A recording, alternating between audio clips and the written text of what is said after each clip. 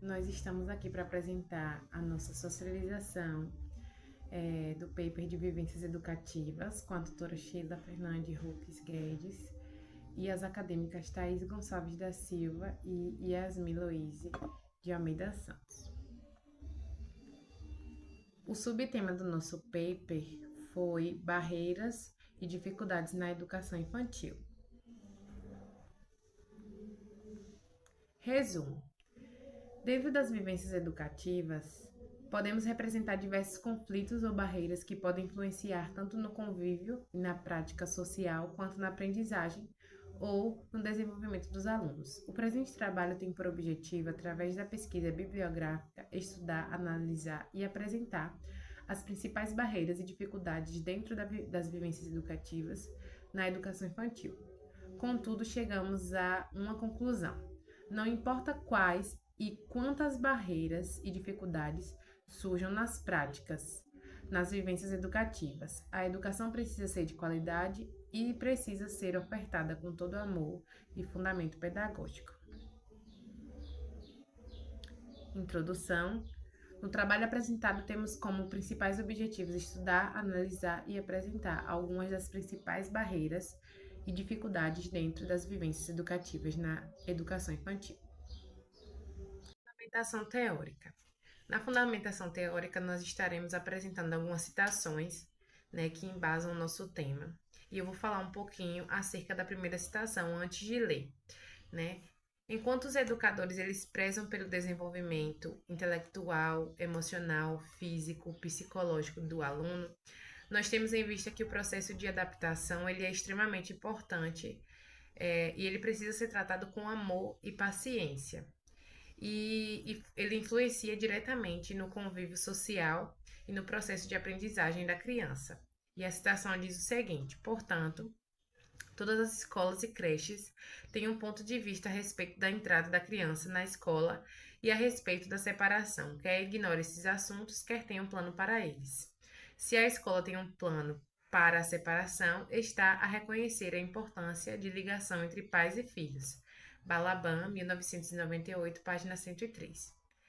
E a citação 2 vem apresentar uma outra barreira, que aparece no processo de ensino-aprendizagem, tanto na educação quanto nas demais faixas etárias do ensino básico, que é a má comunicação ou a inexistência de uma comunicação entre pais e a escola. Citação 2. De acordo com Marques 2001, estudos mostram que se os pais se envolverem na educação dos filhos, eles obtêm melhor aproveitamento escolar. E de muitas variáveis que se estudaram, o envolvimento dos pais no processo educativo foi o que obteve maior impacto.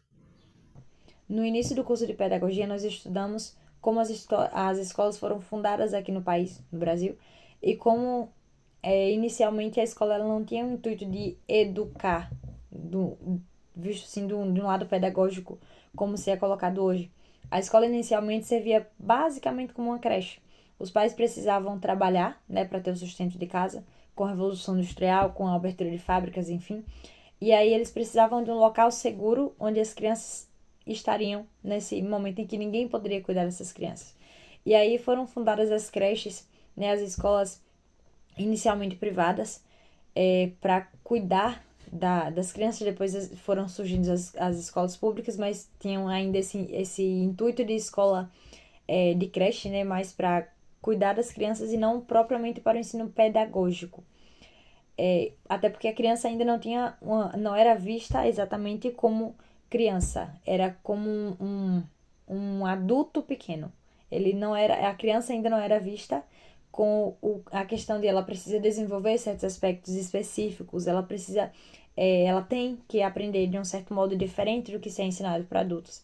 A criança não era vista como criança, mas como uma miniatura de um adulto. Nós sabemos que atualmente por lei é obrigatório que todas as escolas elas tenham um ensino pautado no pedagógico. Não pode ser mais o cuidar, ou passar as horas somente com vou cuidar da criança e entregar aos pais. Não funciona mais dessa maneira. As escolas elas seguem, a base nacional comum curricular e trabalham com planejamento de aula, com coordenação, com direção, e tudo isso dentro da lei, tudo isso direcionado para que haja um desenvolvimento da criança, haja um aprender através do que acontece dentro da escola. Mas, infelizmente, ainda existe, por parte de algumas famílias, por parte de algumas escolas, a, a carência da participação da família na escola, a carência da participação da família na vida do aluno, na vida da criança. O que muitas vezes faz com que a escola continue tendo essa obrigação ou essa função de tratar com a criança coisas que deveriam ser ensinadas dentro de casa, de cuidar da criança de maneira que deveria ser familiar, né? Um acarretamento sobre a escola, sobre o ambiente escolar e o corpo docente, de atividades, de tarefas que deviam ser de cunho familiar, né? Na citação 3, direta longa, nos diz assim, que para Estrela, citado por Vilas Boas, 2001, página 119, a relação escola-família parece encontrar-se atualmente numa encruzilhada. Por um lado, a vida urbana e tudo o que isso implica tem levado à crescente demissão das responsabilidades familiares e, consequentemente, a escola terá de servir como um abrigo, tendo por isso incumbências educativas que competem à família. Por outro lado, felizmente, cada vez mais existem mais pais que tentam participar na vida dos filhos. Ou seja, se de um lado nós temos o problema em que a escola precisa tapar os buracos que foram deixados pela família, né, da demissão das responsabilidades, da ausência em atividades que a família precisaria estar junto com a criança ou estar junto no processo de desenvolvimento. Por outro lado, também existem muitos pais que fazem questão de estar, ou seja, conferindo a agenda, seja realizando a atividade no cronograma correto, indicado pela professora, pela docente, seja no participar, né, das reuniões de sala de aula, enfim, pais que se importam em estar, ou que podem, né, conseguem ter essa presença na vida dos alunos. Com a fundamentação teórica, nós temos um gráfico, e esse gráfico ele foi retirado de uma pesquisa. Na pesquisa, foram feitas perguntas sobre as principais barreiras ou dificuldades que alguns professores viam no processo de ensino-aprendizagem. E os professores listaram a desvalorização da educação ou do professor, que vem com 4,51%, a falta de assistência fora da escola, com 9,77%, aspectos sociais, culturais e socioeconômicos, com 19,55%, sistema educacional, contexto escolar e formação docente, com 39,10%, aspectos relacionados aos alunos, com 69,92%, e o maior índice de todos, como uma barreira, os aspectos familiares, com 87,97%. O gráfico mostra alguns dos problemas que são encontrados na educação e que podem atrapalhar os estudantes a terem um bom desempenho, tendo como maior porcentagem os aspectos familiares. Como metodologia, nós usamos o estudo bibliográfico, né, de artigos, com a preocupação inegável de utilizar fontes adequadas e confiáveis, tendo como base o intuito de estudar, analisar e apresentar os conflitos e barreiras encontrados nas vivências educativas, além de compartilhar propostas, né, no paper para a solução de tais barreiras e dificuldades. Os resultados de discussões. Concluímos que o processo de ensino-aprendizagem apresenta desafios, principalmente pelo motivo de que cada criança é um ser único e passa por uma vida, família, realidade e cultura completamente diferente uma da outra. E cada instituição escolar ou atuante na educação, da mesma maneira, carregam consigo suas próprias bagagens teóricas e práticas. E tudo isso influencia diretamente em como será a vivência educativa.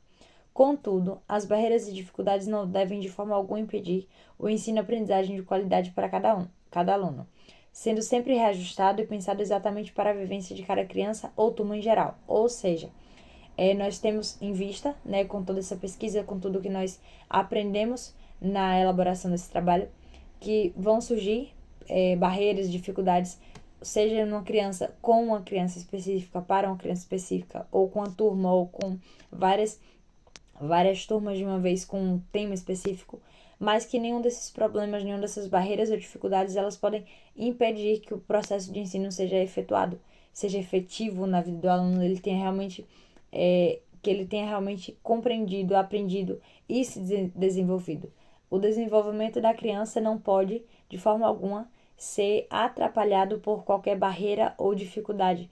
A escola, a família, nós precisamos ter uma ligação, né? Precisamos agir juntos para que não haja uma dificuldade ou barreira capaz de travar o aprendizado, o processo de aprendizagem ou desenvolvimento do aluno de forma geral. Conclusão. Os objetivos foram alcançados, que eram de estudar, analisar e apresentar, né, foram alcançados, despertando em nós o olhar crítico para a real situação das escolas e das vivências educativas dentro delas de maneira geral. Finalizando a pesquisa e exposição de ideias e argumentos, chegamos então à conclusão: não importa quantas e quais barreiras ou dificuldades surjam nas práticas e nas vivências educativas, a educação precisa ser de qualidade e precisa ser ofertada com todo amor e fundamento pedagógico. Aqui são as referências, né, do que nós utilizamos no trabalho. E essa foi a nossa socialização.